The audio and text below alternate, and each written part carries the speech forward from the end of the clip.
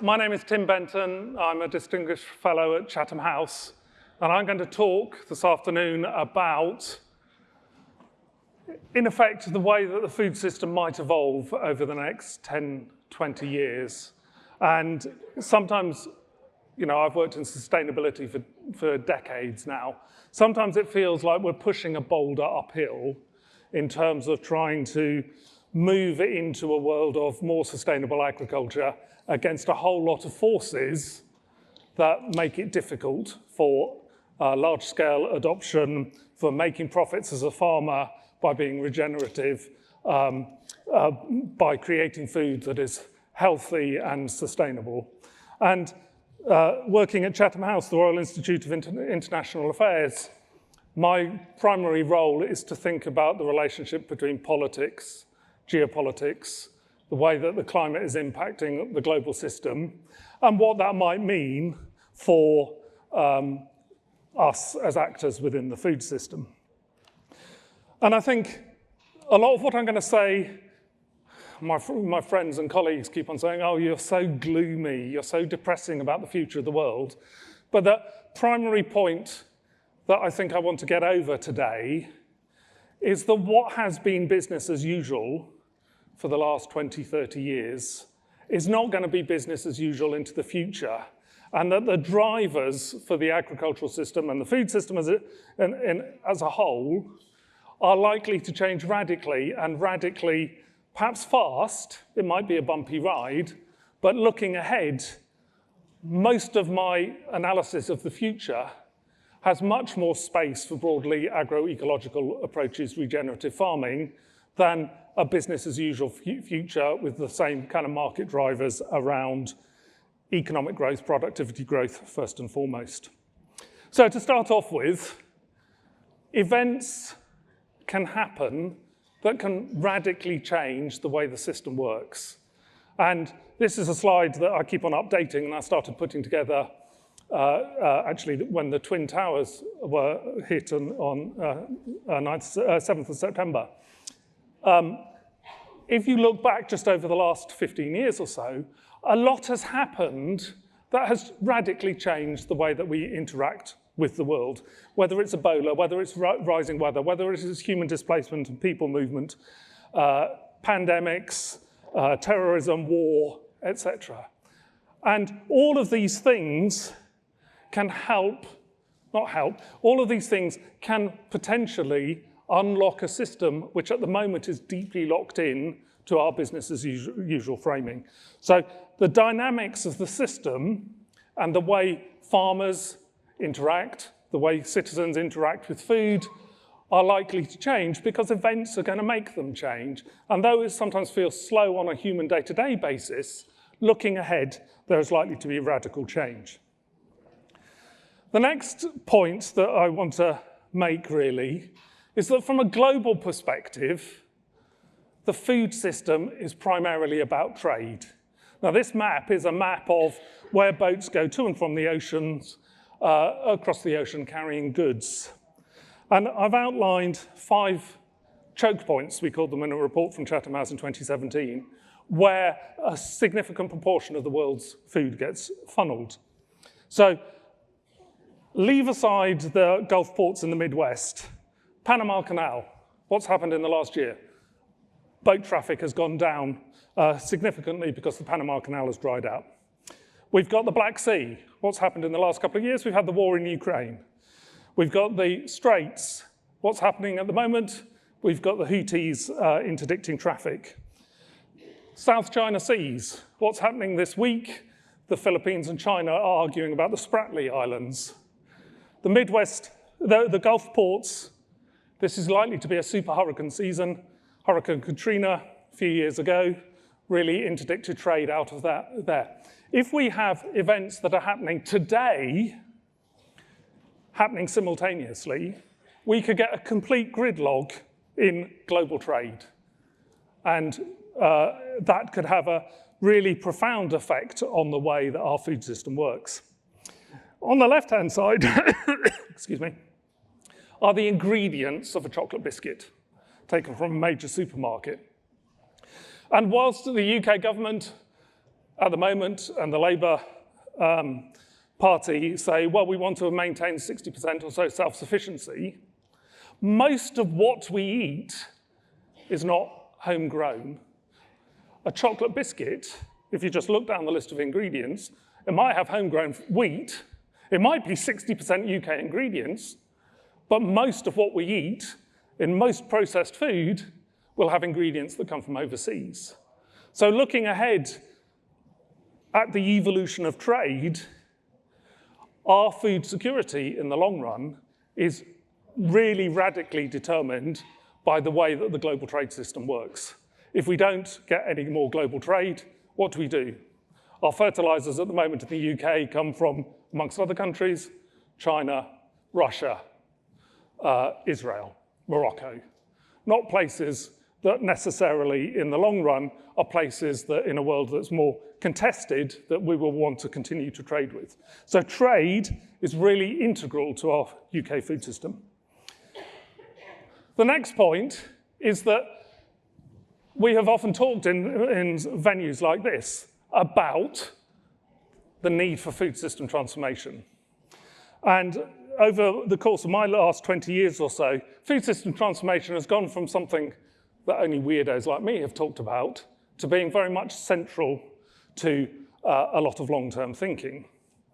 And food system transformation is about building more resilience into our food system, but it's also thinking about how do we internalize the externalities in economic speak. The bar graphs here come from a recent UN FAO Food Agriculture Organization report.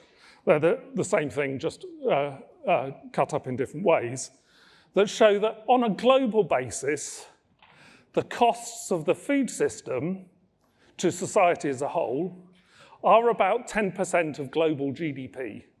And that comes in two major chunks. The blue is the ill health costs that come from poor diets, and that's about $6–7 trillion a year. And the green is the environmental costs, driving climate change, pollution, soil degradation, and so on. 10% of global GDP. That's 3.5 times the global armaments industry, and it is about 4 times the total economic value of agriculture. So when it comes to thinking about the future of the food system, particularly in a fiscally constrained world where there isn't enough money to go around, as the politicians keep on telling us, actually thinking about how do we make our food system deliver health and not deliver ill health becomes really important. Because at the moment, the ill health costs of poor diets in the UK are somewhere upwards of £100 billion a year, which is a significant amount of money relative to the £2 billion or so that goes on agricultural subsidies. So in the long run, we know, everybody knows, that we have to transform the food system to build resilience and to make it better performing. So, transform food systems, fine. This is what we're here for. We're talking about transforming agriculture and making food more healthy and more sustainable. But here is the first point. What would a transformed food system look like? Now, basically, there are two visions for the transformed food system. One is effectively a business as usual vision that goes along the lines of, we need to grow more food, there are more people in the world, they want to eat more food, and therefore we have to intensify agriculture to grow more food.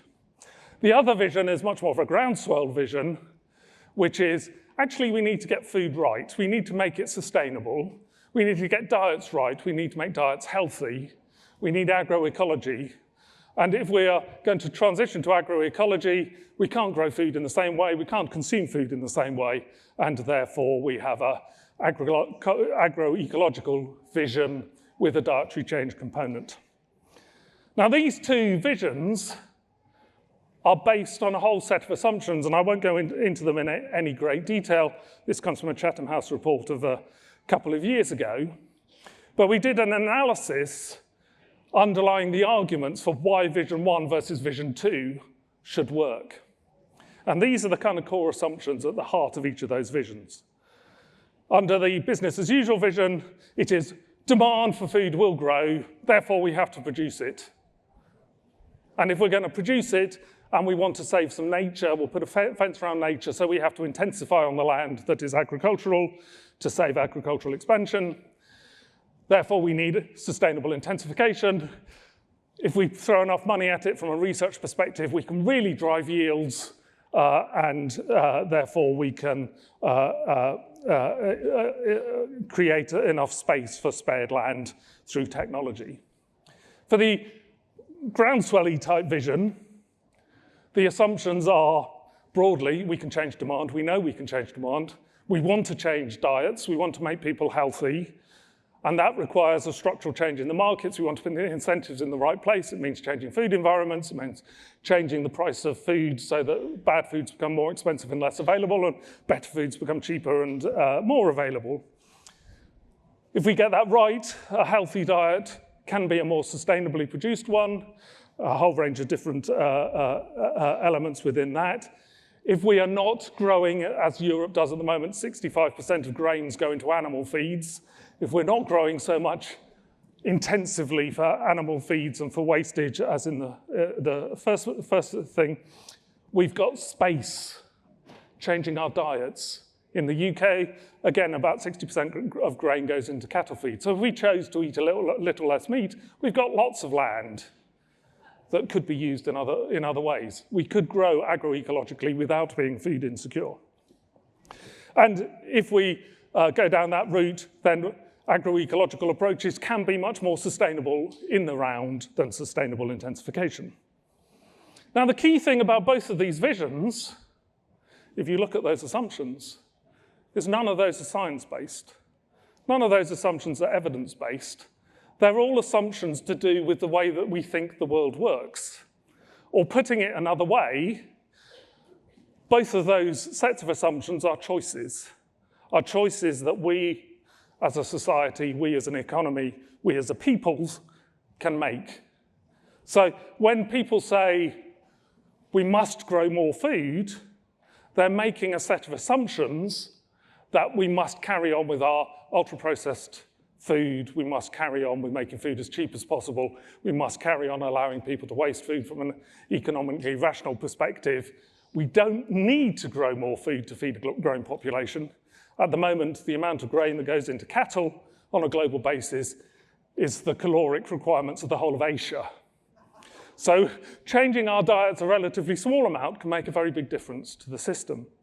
And changing the market incentives could mean that households didn't have to spend more money on food, they just change what they buy. And changing the market incentives could mean people who farm agroecologically or regeneratively get paid a whole lot more because they're not polluting, they're not degrading, they're not creating as much carbon in the atmosphere and so on. So, two different visions. We have a choice ahead of us. So, how do we, collectively, think about change? Who's responsible for change? How can change happen? Now, the starting point for the argument is that we have spent 50 years designing a food system that is effectively based on something technically known as the Jevons paradox. The food system started off with the kind of post-World War, there is food insecurity in a strict sense in the world, we need to grow more food.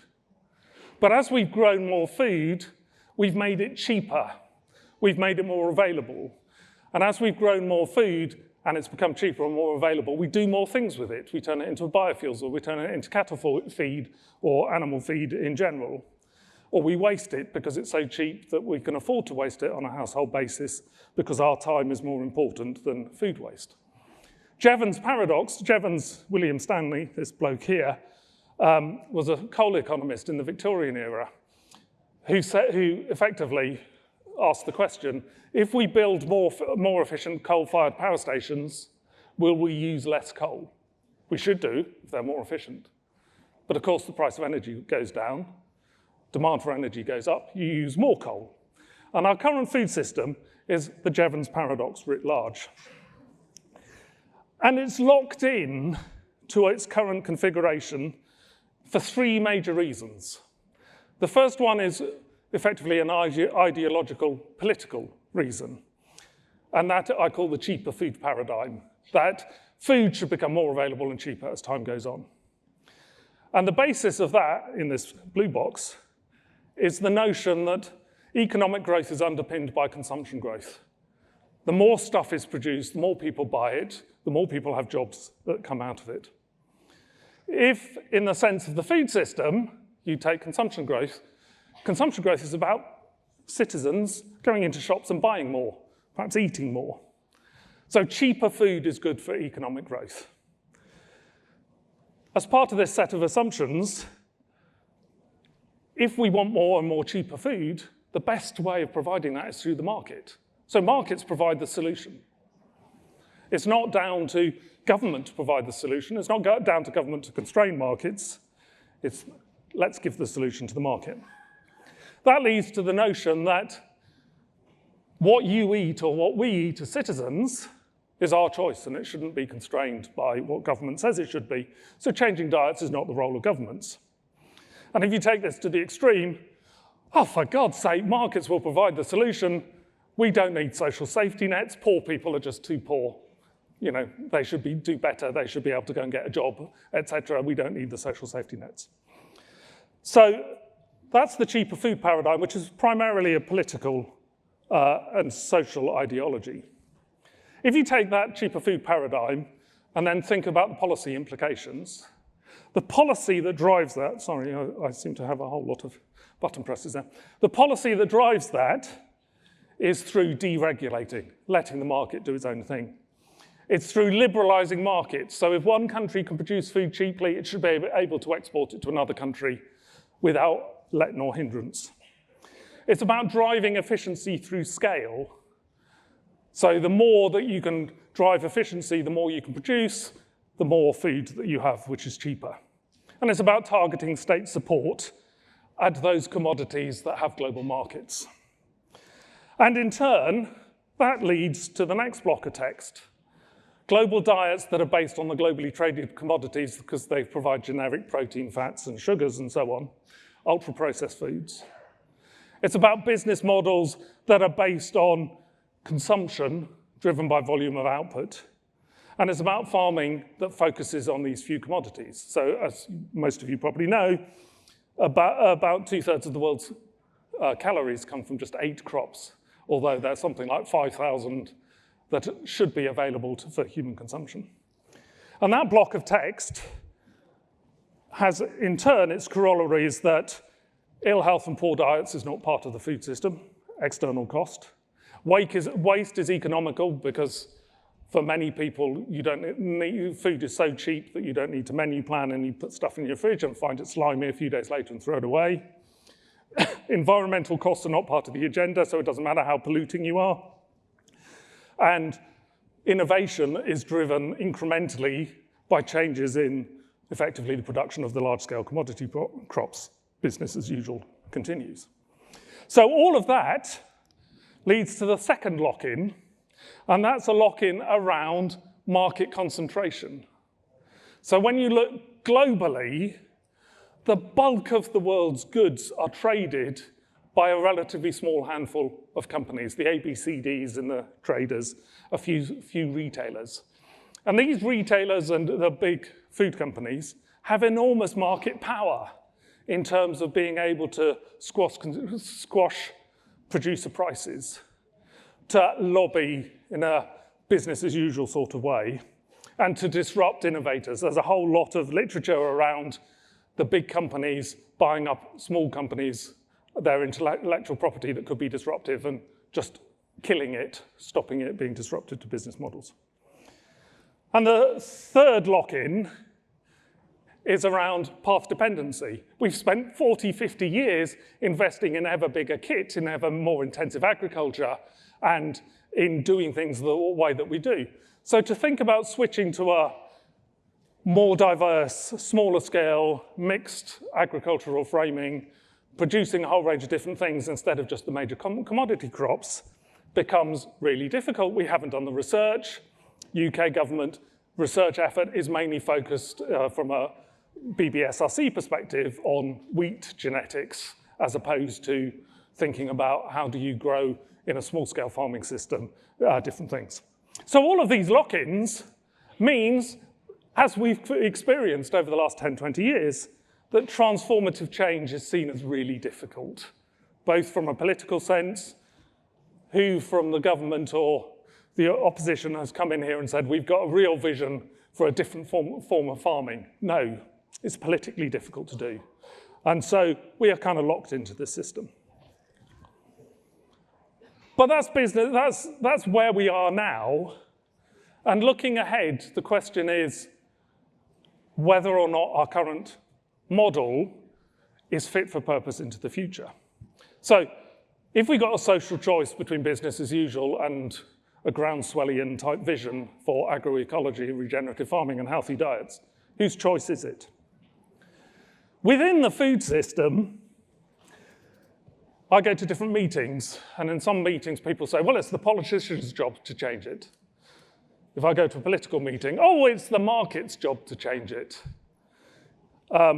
Or if I go to a market meeting, oh, it's down to consumers to change it.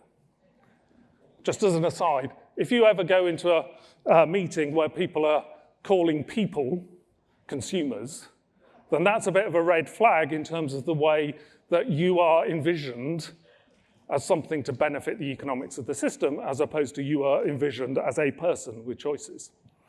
But in reality, it's not any one of these alone or any of the other sub-constituencies like investors or farmers. For the system to change, we need all of these constituencies to agree. Politicians will not vote for radical change until citizens say there are votes in it. I mean, it was Jean-Claude Juncker, the last president of the Commission, who said, we know exactly what to do, there's just no one will get elected again afterwards. So part of the answer is for us to make it politically sexy for Daniel Zeitner or whoever might be the next Secretary of State to stand up and say, yes, we are going to change. If the politicians change the system because there's political support for changing the system, the market actors will go along. I often hear, oh, well, I as an individual business can't change, but if everybody has to change at the same time, it maintains a level playing field and I won't be disadvantaged by being a first mover. But this system, the food system and the actors in the food system, is dynamic, as I started off by saying. It responds to events, as we have seen over the last 5 years with the war in Ukraine, cost of living crisis, COVID, and so on. And looking ahead, there is so much change coming down the tracks, I'll come back to this in a little while, from climate change and the way it interacts with politics and geopolitics, that events are almost bound to happen that will change the attitudes within the box, the system, particularly our attitudes as citizens and what we want to vote for. And we're seeing this with climate change as the weather gets worse and worse and worse, and we can't rely on having a safe and stable climate anymore. People's concern about climate is going up and they're asking governments to do more. It doesn't always work out in the electoral system, but when you poll on a global basis or on a local basis, climate change is normally in the top 1 or 2 things that people think government should be acting more on. And then the final part of this dynamic is that the food system at the moment is responsible for about 33% of greenhouse gases. It's also responsible for a very large proportion of global pollution and biodiversity loss. As all of these things mount, and we're not acting fast enough on dealing with this, the chance of disruptive events happening is growing. And so the feedback loop between our food system becoming less and less resilient and more impacted, and supply chain disruptions and droughts and heat waves and wildfires and all the rest, new diseases coming up from biodiversity loss, etc., becomes greater. So as we look ahead into the future, unless we start changing, the forces that will make us change just get bigger and bigger and get put off and become larger. So in the long run, the dynamics of the food system, the values, the ideologies, the way it works, the profit motives, the market forces are all going to change. But whether that's an easy journey, slow, gradual, and us get used to it, or whether that's a hard, bumpy journey, only time will tell. So thinking about the risks to our food system. Risks are often expressed by this equation. Risk is a function of the hazard, the event that might kick it off, our exposure, and our vulnerability. So just from a climate change event, say the hazard might be extreme rainfall. Our exposure would be determined about, do we live on the top of a hill or the bottom of a hill? Are we going to get flooded? And our vulnerability is, if we are exposed to the risk, can we do something about it, like build flood defenses? And the risks, the hazards from climate change, there's a whole broad class of them. Climate change itself, the change in the average climate, the average weather over a 30-year period, we know pretty well what's going to happen. The change in weather, we have an idea about what's going to happen, but the speed with which the extremes are changing is about an order of magnitude faster than the models are predicting. So we have relatively little skill looking ahead. The impact of climate change on ecology and biodiversity, we have absolutely no predictions about at all, other than, for example, pests and diseases and zoonotic diseases are going to become more common. We don't have a good grasp into the future how these risks will work out. Exposure in the food system sense, as opposed to the local domestic agriculture sense, is not just, are we going to get hit by extreme weather in the UK? Yes. It's about whether or not places we import from are going to get hit by extreme weather. It's also about whether or not port infrastructure is going to get hit, whether the Suez Canal is going to get so windy that boats keep on tipping into the side, et cetera, et cetera, et cetera. And our vulnerability is around how vulnerable are we to interdiction of trade, to something going wrong with trade. And we know the answer to that from the last few years. We are pretty vulnerable. And these two last things, the exposure and vulnerability, are absolutely impossible to predict because they depend on socio-political systems. So a lot of the food price spike from 2007, 8, 10, 11 was driven by governments and markets and how they interact with each other, and were not just caused by extreme weather.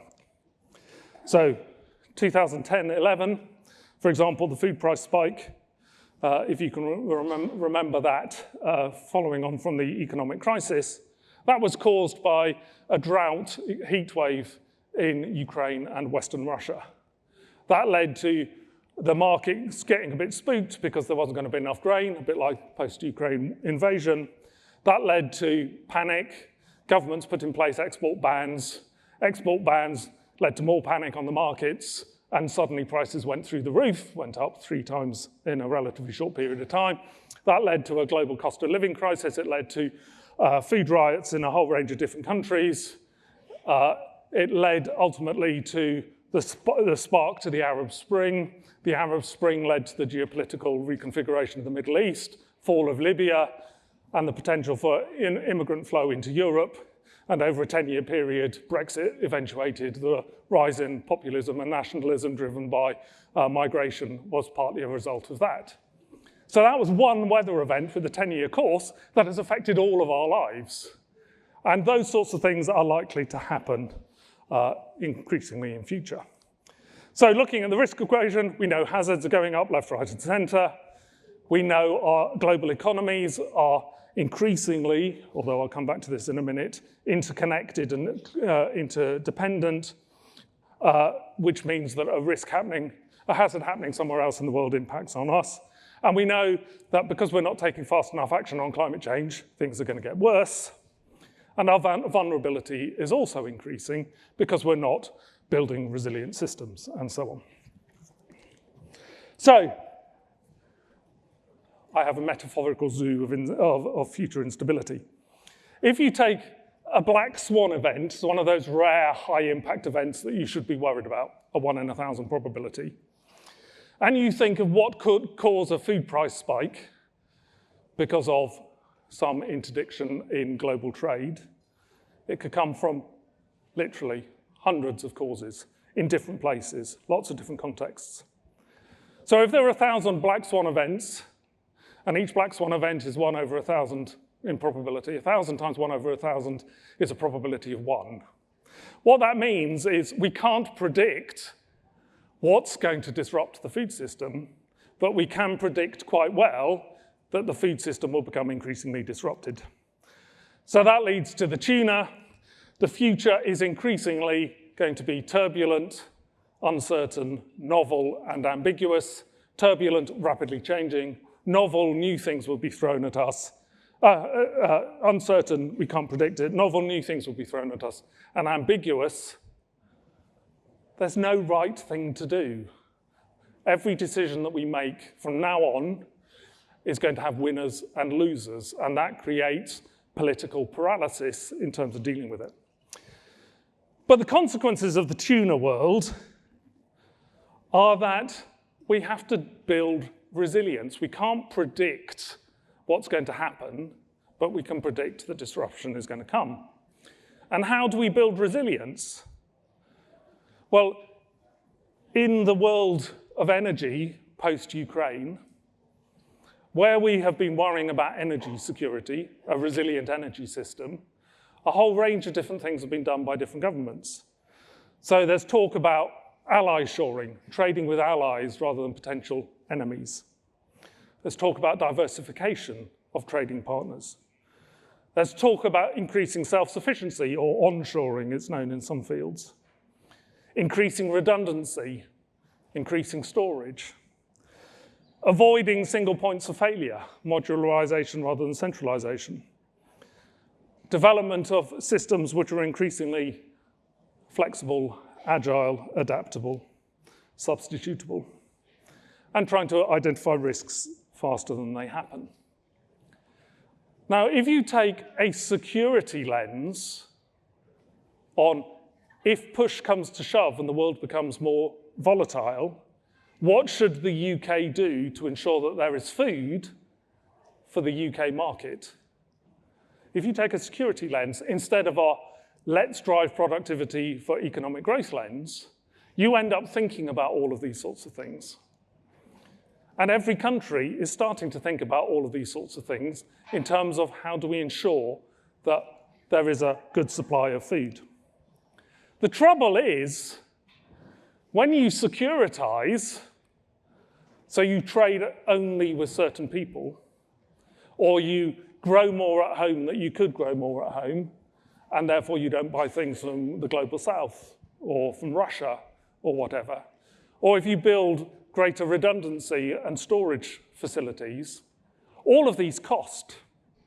And all of these, at the same time, also reduce the efficacy of the global market to provide cheap food. So if you rely entirely on the global market, and every other country is starting to build really strong ally shoring relationships with few global players, then next time something happens, all of the goods that you were relying on will go to those ally shored markets, and the food that you want to buy will become much less available and much more expensive.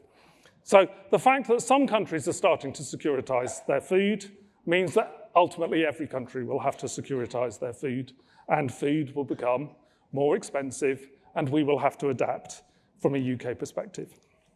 I'll skip this. So that sounds kind of gloomy, doomy, that the world is going to become more volatile. But if you think ahead, what will the world be like in 10, 20 years' time? And we recently did, the Agri-Food Network Plus, funded by UKRI, of which there are some representatives in the audience, did a scenarios exercise looking ahead to say, what will the world be like in 2050? And we've come up with 4 different scenarios with different storylines, and I'll just quickly whiz through these. The first scenario is effectively a world which continues with business as usual. Instability gets greater, but we continue with the notion that the world should be globalized because ultimately that will be a better world. and we drive forward economic growth. And in that world, what we're actually doing is spending most of our time dealing with crises, spending money on rebuilding, spending money on building adaptation, and so on. The second scenario is that we go through this period of this decade, the 2020s, say, of instability, and actually the world wakes up to the fact that we're going down a rabbit hole very fast. And we have a revaluation of our values and decide that actually we need to cope with climate change. We need to be more sustainable. And we change our values and build a circular world where we are driving resource use efficiency and people have a different value set around the way economies work. The next scenario is one where the world is still in crisis. And our response to the world in crisis is to pull up the drawbridges and imagine a world like in the Second World War, where we don't rely on trade, we are much more inward-facing, we're much more self-sufficient, we drive our farming system to deliver self-sufficiency. And the fourth scenario is, like the second scenario, one where we change our values because of all of this instability and war that we're going through in this decade, and we reinvent a nice, global, cooperative, peaceful world where people have different values, and food is at the heart of that, with our economies built on green growth.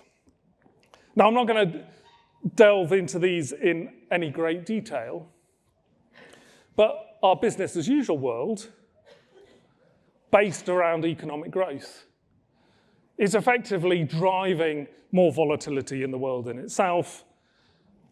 We're continuing to eat unhealthily. And what does this mean for farming? Farming gets really hammered. Climate change is really difficult. Input volatility, where do we get fertilizers from, is really real. Storms, heat waves, et cetera, and we spend most of our money in the budget on rebuilding.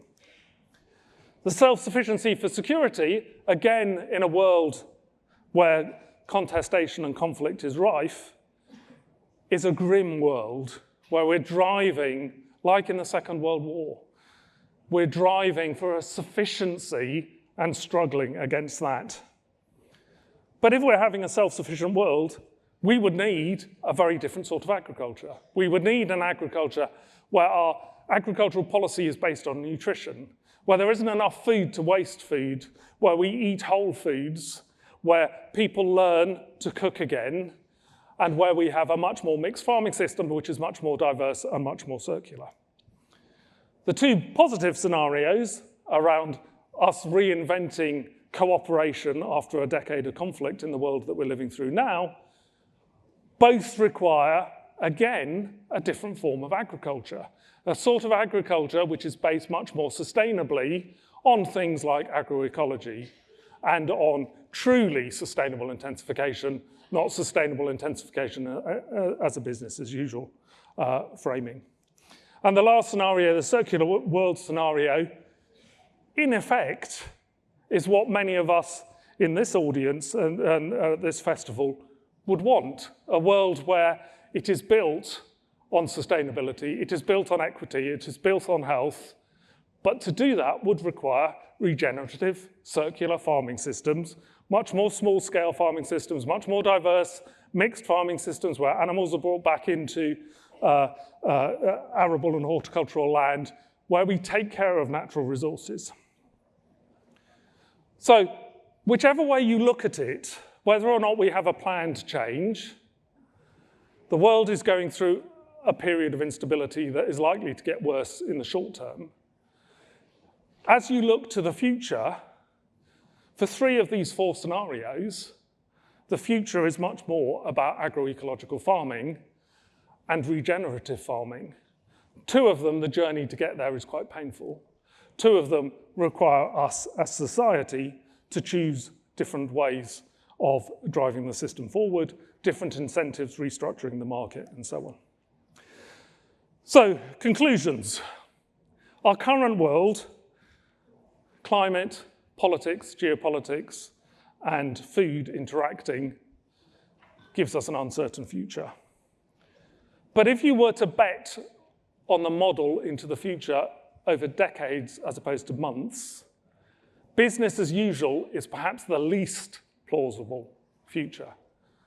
Now, whether or not we have negative drivers, such as interdicted trade, meaning that we have to be more self-sufficient, or positive drivers in terms of we as a society start voting for politicians who want to drive sustainability more, then it is likely that agroecological approaches and the sorts of things that we're talking about in this festival are going to be more important.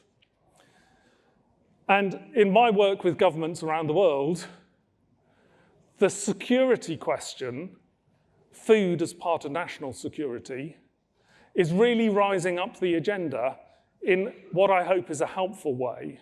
Because if you say, in the event of some war, say, or significant climate impact, how do we ensure that people have access to the right sorts of food in a healthy way? Then that gives you a completely different framework for thinking about policy development than if you say, actually, agriculture is primarily about economic growth and productivity growth.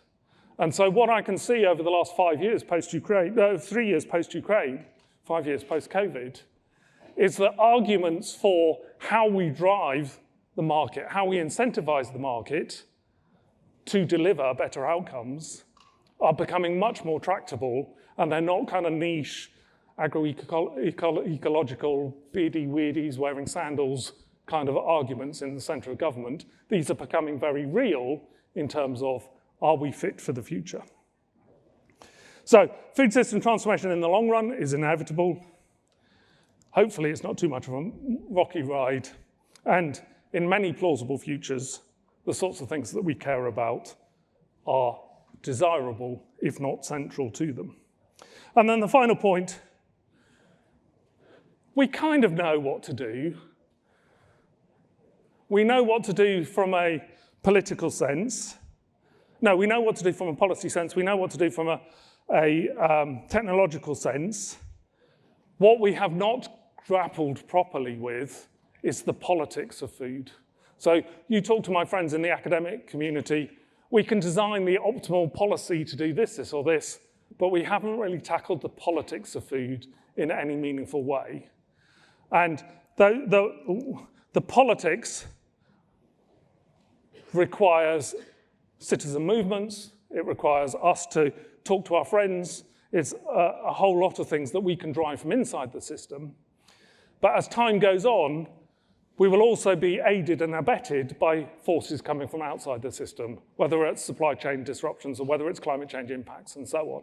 So I think looking ahead, although it's a gloomy message that the world is going to get more volatile, it's a hopeful message in a way, because I think our job will become easier to drive a system and drive market reformation to allow farmers to make a better living and to allow citizens to have access to better diets in a way that will be beneficial for society as a whole, as opposed to providing income growth for many people who are already quite well off from an income perspective, leaving many people behind. So, thank you very much. We have now got 11 minutes, 12 seconds for questions. Let's just have a show of hands. There should be some roving mics. Okay, yeah. Give a mic to anybody who's got a hand up. Yeah. Kia ora tātou. Thanks, Tim. My name is Michelle Barry. I'm the Deputy Chair of Quorum Sense, New Zealand's regenerative farming network. I'm the co-founder of Variegate, and I'm a researcher in the agri-food sector, specialising in land use diversification as a climate change adaptation strategy. So Tim, quite often you've mentioned in your talk how agriculture is weaponized by politicians and in political debate. Can you suggest any governance structures that would take the power out of political parties and out of politicians' hands that would support the transition to a food security system, like you suggest? Well, if you look at all the manifestos, if you look at all the politics that's been going on over the last few weeks. The trouble is, food hasn't really been on the agenda. And so whilst the political battleground is fought on, am I going to get richer or poorer? Is the economy going to do better or worse? Are taxes going to go up or go down? Then that licenses politicians to ignore the issue. I think the broader challenge post-Ukraine is that Putin was so good at weaponizing trade, global trade, that in response, the securitization issue, how do we as a nation have a trading system that we can trust rather than that can hold us to ransom, is the political salient question at the moment. But if we all acted as change agents in our communities and said, local hustings, et cetera, it's not the economy, stupid. We're worrying about future generations. We're worrying about climate impacts. We want you to work harder on this. Then politicians won't feel it's a vote loser. The hijacking of the net zero agenda, particularly by the right, rise of nationalism, populism across the world, is largely creating a brake on any form of change at the moment. So anything we can do to counter that, we as a society can do to counter that. I'm not saying to everybody go and join Just Stop Oil or whatever, but to the kind of quiet majority who care about this, and you do the focus group, Sue Pritchard and her work with the Food and Farming Countryside Commission shows very clearly, or which has done stuff. When you talk to people in focus groups, they care deeply about these sorts of things, but at the moment they just don't appear on the votable agenda. So in a sense, that's down to us to make them votable. You know, as the question time audience keep on saying, I don't mind paying more tax if I get value for money out of it. So the whole kind of tax issue is a bit of a blind to dealing with some real things. And I mean, it's quite farcical at the moment, the election campaign. What is gaining traction and what is not gaining traction, because it bears very little relationship to what most people value when you actually talk to the voters. Sorry, that's a bit of a rambling answer. But. Okay, somebody over there. Hi, Tim. That's the best presentation I've seen all day, really. Thank you. Thank you. So I'm a GP working in the British Health Service.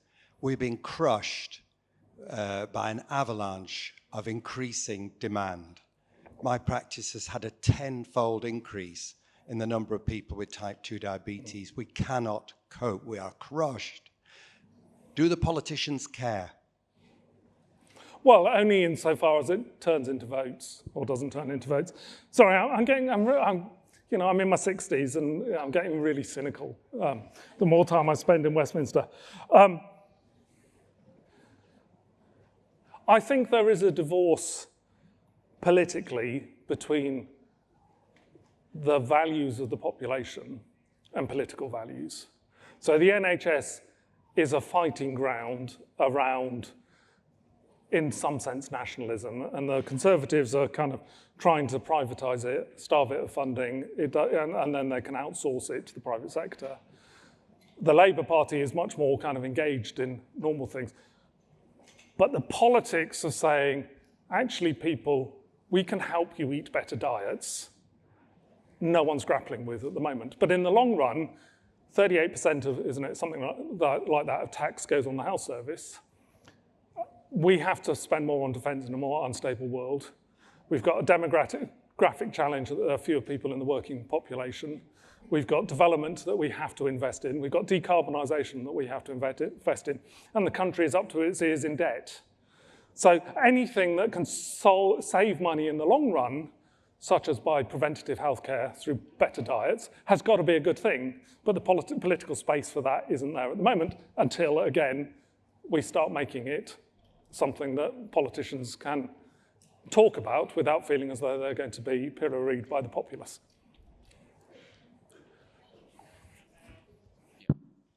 Thanks, Tim. Duncan Williams, Forum for the Future.